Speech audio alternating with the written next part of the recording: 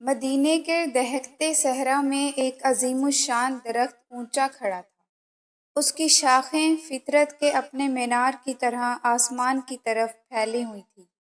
یہ کوئی معمولی درخت نہیں تھا، کیونکہ اس نے رسول اللہ صلی اللہ علیہ وآلہ وسلم اور آپ کے صحابہ کو اس کے سائے میں چھالے دھوپ سے پناہ مانگتے ہوئے دیکھا تھا۔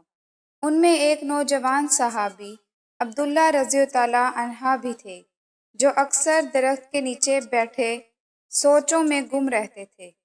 ایک دن جب وہ وہاں بیٹھے تھے، اس نے پتوں کی ہلکی ہلکی سرسراہٹ کی طرح ایک ہلکی سی سسکیوں کی آواز سنی۔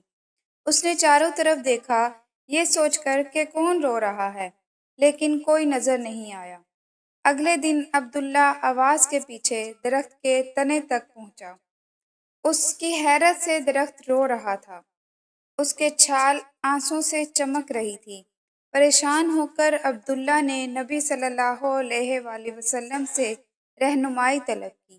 محمد صلی اللہ علیہ وآلہ وسلم نے سنا، پھر انکشاف کیا کہ درخت نبی صلی اللہ علیہ وآلہ وسلم کی پیاری بیوی حضرت خدیجہ رضی تعالیٰ عنہا کی جدائی کا ماتم کر رہا تھا، جن کا کچھ دن پہلے انتقال ہو گیا تھا۔ وہ درخت جس نے رسول اللہ صلی اللہ علیہ وآلہ وسلم کی خوشی اور غم کا مشاہدہ کیا تھا، وفا کی ماں کے کھو جانے کا غم منا رہا تھا۔ عبداللہ درخت کی محبت سے متاثر ہو کر درخت کے پاس واپس آیا اور اسے گلے لگا کر اس کے دکھ میں شریک ہوا۔